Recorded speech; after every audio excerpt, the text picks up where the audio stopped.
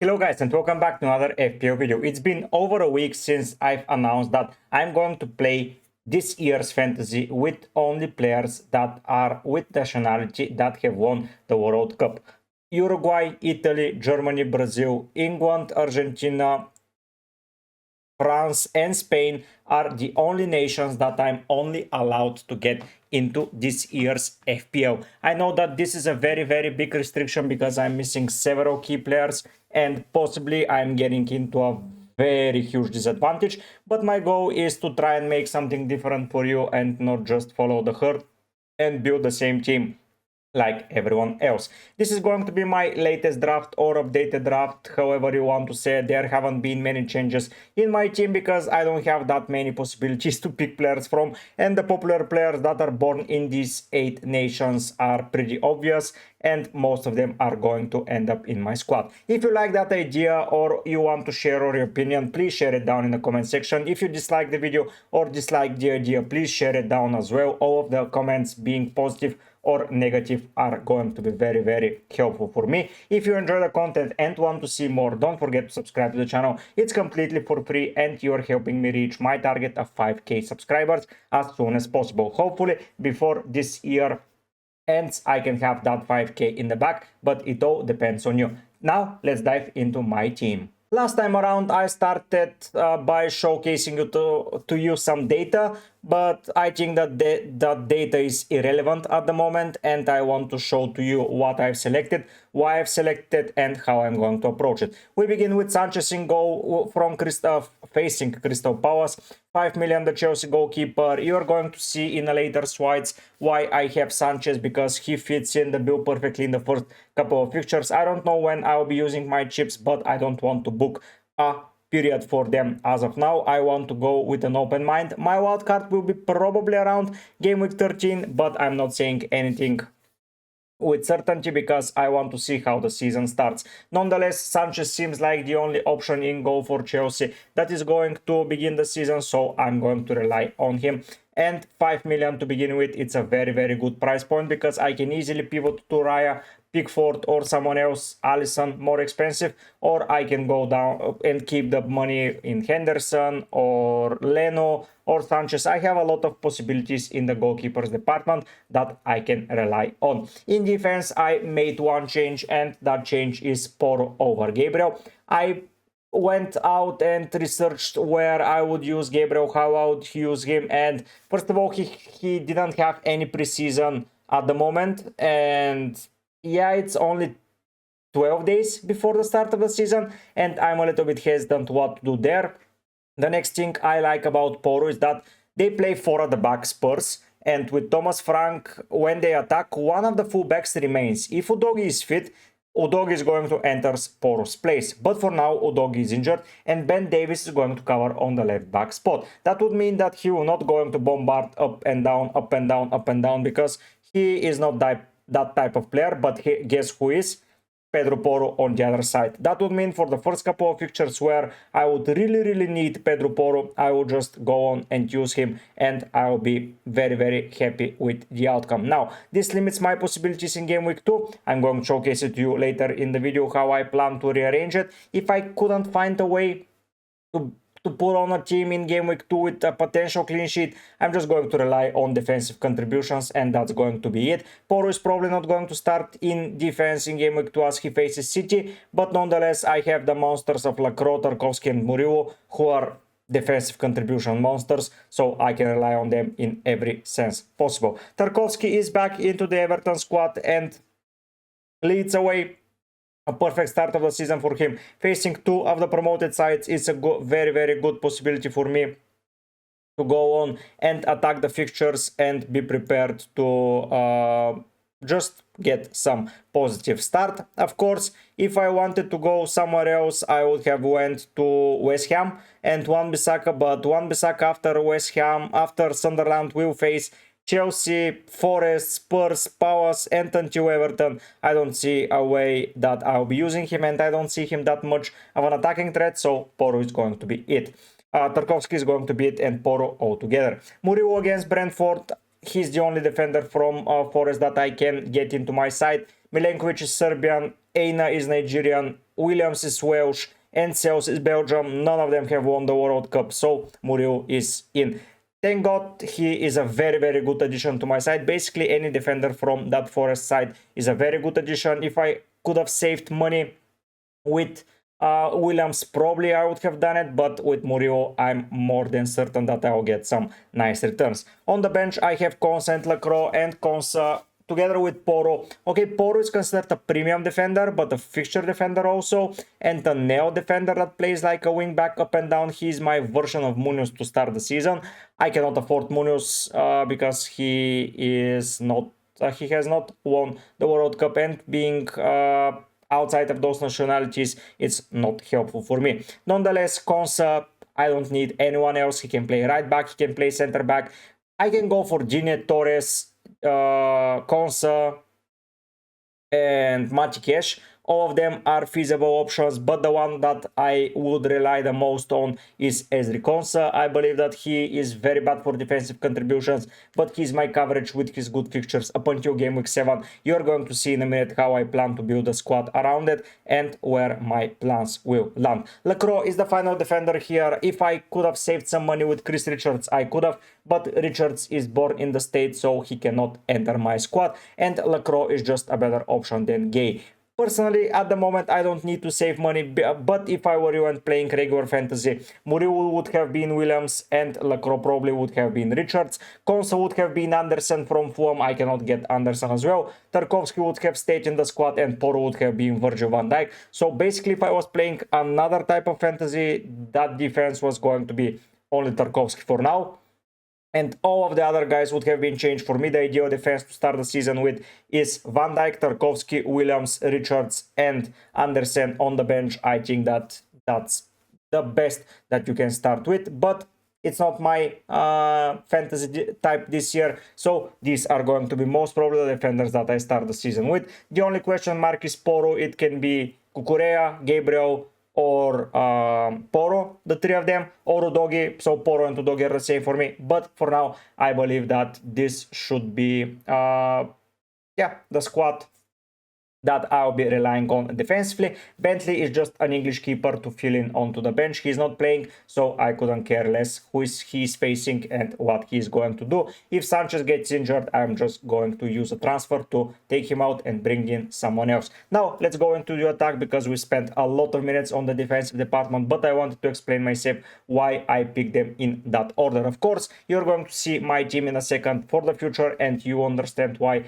I think that this defensive rotation works very, very well for me. Now, adding the attackers into the frame, this is how my team looks, and to be fair, I've added players from a lot of sides. First of all, you're going to see that I have 2 forwards from Aston Villa and 1 defender, so I'm already full with my Aston Villa players, and that might seem strange for most of you, but Aston Villa, in my eyes, have a potential until game week 7 to have a very, very nice start. They tend to play well against Newcastle historically, and I don't think that this is such a bad fixture for them. Newcastle have been struggling defensively in the preseason. I know that preseason does not matter, but for now, that is going to be the picture that I paint with those players.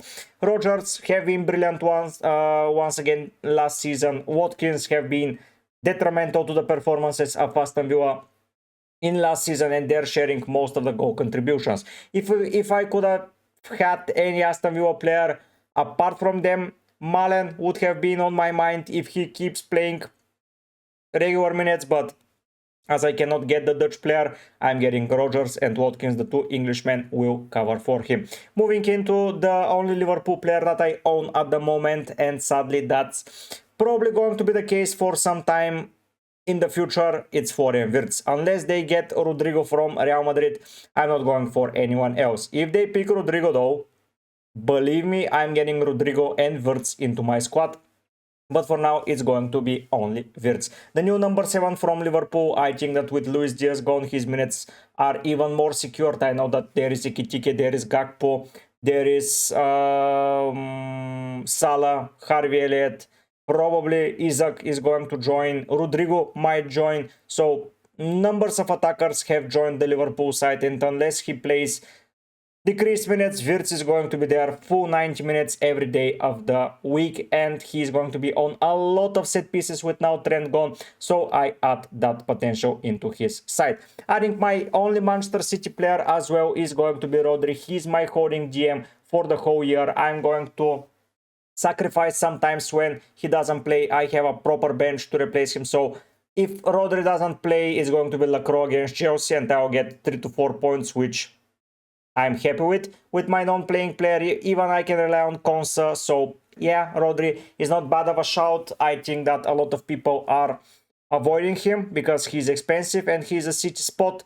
And yeah, if I had the space to get Haaland, Guardiola, 8 Nuri, Haaland, Marmoush, Doku, yeah, Guardiola, I already said, Ruben Dias. I would have kept more spots, but the only players that I'm capable of getting are Rodri, Foden, Cherki, Savinho.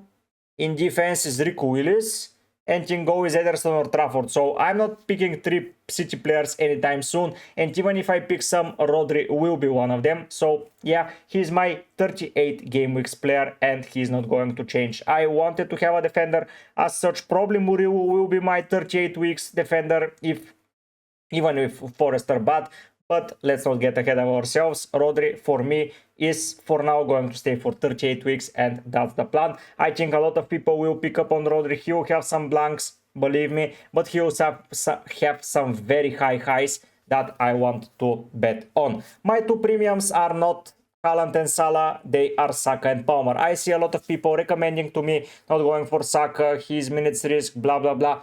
I just don't see it. He is the star boy of Arsenal, even with Gyökeres. He will be there, and he will play 90 minutes week in and week out. I know they've bought Madueke, I know they have Martinelli, Trossard, Gyökeres, Havertz. Jesus is still there, but I think that Saka and Nwaneri is there as well, but I think Saka is not going to be rested, specifically in the start of the season where I would rely on his returns. Of course, later on in the season I can take him out, but for the beginning I'm not risking to go without Saka, especially in game week 2 when they face Leeds. My last midfielder is going to be Palmer, and yeah, Chelsea are buying like crazy. I see that Xavi Simons is probably joining. When Xavi Simons joins, I don't know what this means for Palmer or Neto or João Pedro or anyone. But if I would get a Chelsea player, it would be Cole Palmer. So yeah, he is into my squad. The final player up front is going to be Solanke. Heung-min Son has declared that he is leaving Spurs before the season starts, so Solanke is going to be 99% their penalty taker. This would make him even more nailed to start the season with. There is Matthias Tell, there is Kudus, there is Madison, there is Kulusevski, there is Brennan Johnson, but I don't see anyone replacing Solanke up front unless they decide to play without a forward, and that's not Thomas Frank's mentality. So Solanke is going to get a lot of service for him to score, and with having penalties and starting with Burnley at home at 7.5, I just believe that he is the best player to own at the moment. This team has a lot of potential in at 1.5 in the bank.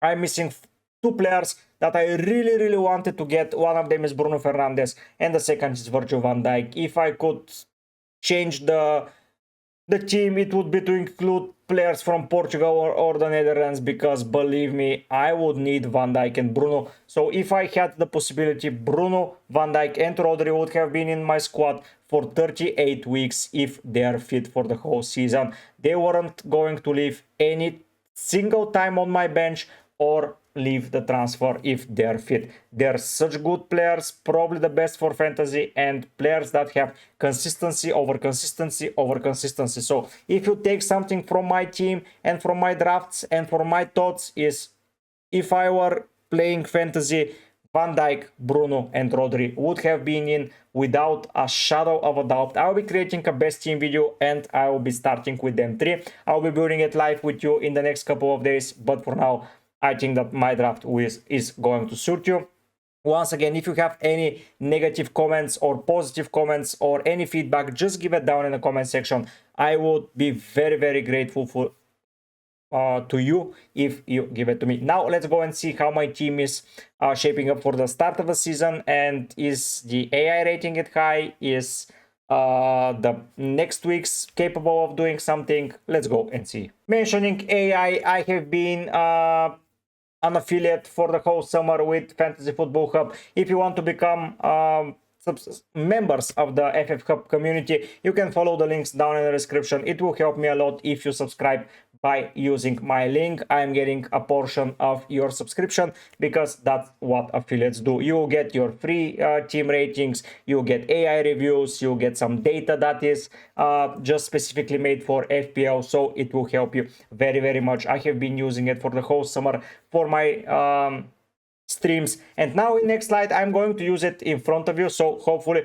you enjoy it. If you do, don't forget to click down. If you don't win your mini league, they can get your money back. So basically you're either winning your mini league or you're getting your money back, so it's a win-win situation for you. I don't see basically I don't see anything that can hurt you if you just become a member of the FF Hub. Now let's go and see what AI thinks about my team. So here is my team, and here is what AI thinks of it. He thinks it's shit, and I understand it. I don't have Salah, I don't have Haaland, I don't have Van Dijk, I don't own most of the popular picks that are outside of the World Cup winning nations, so I understand why it's rated badly.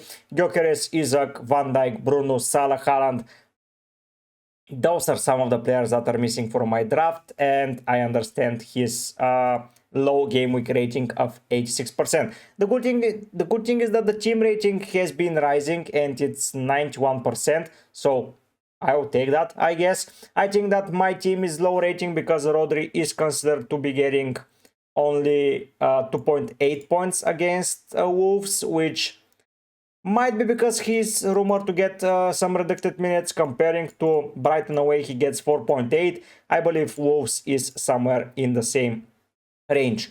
The other player that is pretty low is Tarkowski. Leeds away compared to, let's say, Wolves away, he has less points predicted compared to when he's facing Liverpool. That's because FF Hub thinks that his minutes are going to be reduced. I think if they put him as a 90 minutes player, his points are going to increase. And honestly, why Pedro Porro is predicted to have 4.4? Probably because his defensive output has not been great, but still I think that this team will cook for the start of the season. Later on it will be hard when more and more niche players are coming into the frame and are getting selected, but for the start of the season I don't need to worry about that. Now let's go and see how my team is going to shape up in the next couple of weeks and how I plan to structure it and where I would aim to improve in the coming weeks. So here is how my team is looking for game week 1. I will be starting, as mentioned, with Sanchez, Porro, Muriel, Tarkowski, Palmer, Saka, Wirtz, Rogers, Rodri, Solanke and Watkins with Lacroix, Konsa and Barnes on the bench. I'm using the very, very useful site of FPL.team. If you want to build your team and keep grinding on week by week and make planks, this is one of the best sites out there. It's free. If you want to subscribe and not see ads, save your drafts, you can go and give him a shout. He's a great guy, Peter, so shout out to his performances. I'm leaving once again a link down in the description. Moving into game week 2, this draft is predicted to have around the same points as AI predictions, so I would say they are spot on, both of them. Moving into game week 2, immediately Porro is down to Lacroix and Konsa is in for Muriel. I can rely on Muriel comfortably. If, by the way, Ashley Barnes is playing, I might play him over Solanke. I know that this sounds crazy, but Barnes, if he's a 90 minutes player and he's facing Sunderland, why not? Nonetheless, I think that this might be a mistake, but with Saka captaincy, I don't think I'm making any mistakes. Yeah, Wirtz against Newcastle, it's hard, but which game isn't? So yeah, Rodri against Spurs, it's not ideal, but Brentford after being so badly hurt by this summer's window, Lacroix at home, Brentford and Tarkowski. I think Tarkowski is the highest chance of conceding a goal, but still I'm going to rely on him, not changing a single thing bar any injuries. Moving into game week 3, then I put in Tarkowski back in, and I can put probably Porro over Konsa. Yeah, why not? Bournemouth at home, West Ham at home and Wolves away. It's a good fixture. If I'm moving for someone, probably Konsa will be in, as I have 2 attackers from Villa and I'm not betting against any of them.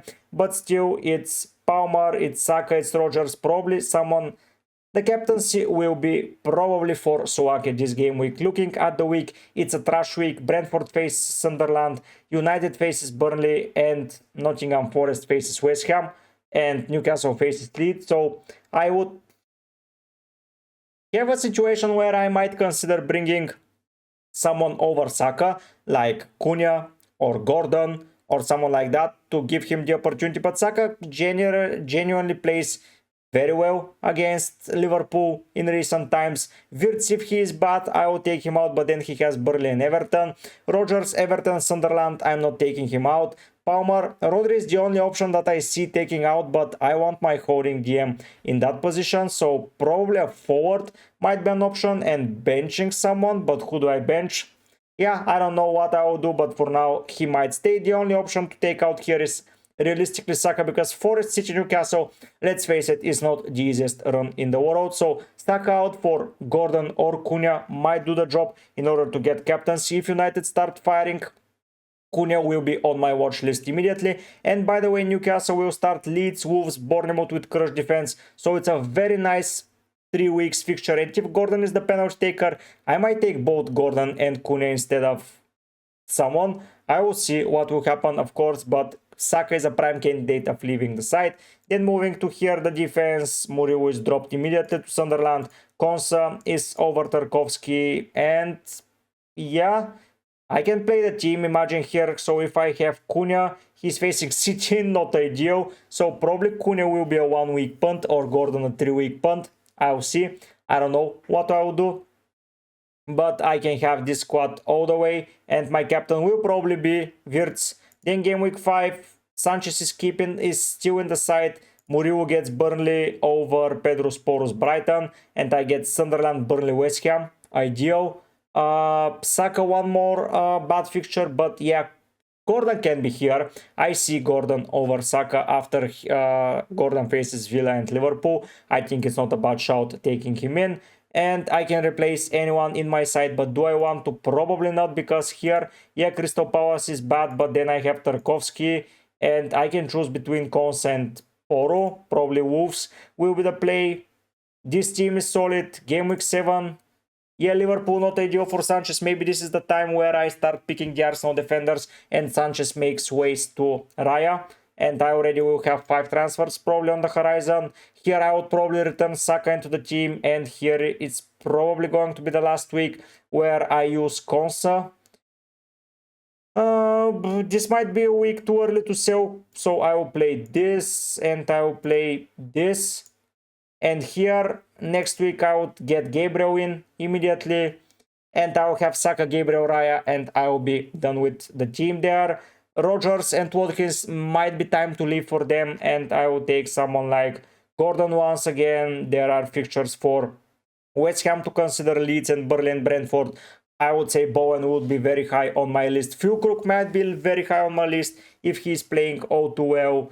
Elsewhere, where am I looking to invest? Probably those will be the teams. City might be a potential. Burnley, Brentford, Everton, Aston Villa, Bournemouth. I think that from game week 6 onwards, they might be on the list to target, and Foden might be a place for Saka and for Gordon. By the way, Gordon here gets Arsenal and City gets Burnley. Saka might be Gordon next to Foden or next to Savinho or next to Cherki, just to target the next couple of fixtures, and then I can swap Rogers for Saka and be done with it after game week 6, 7, where they face West Ham. So I have a lot of potential to maneuver around, even though with limited nations, but those are all plans. The season will start with a team similar to that in game week 1, and yeah, I just like it that way. Hopefully you would like it also. Before we leave, I want to mention my members tiers this year. I have Basic, Advanced and Legendary. All are coming with its own perks. Basic, you get badges, emojis and the member section, and you can chat to me there. Advanced get all the basic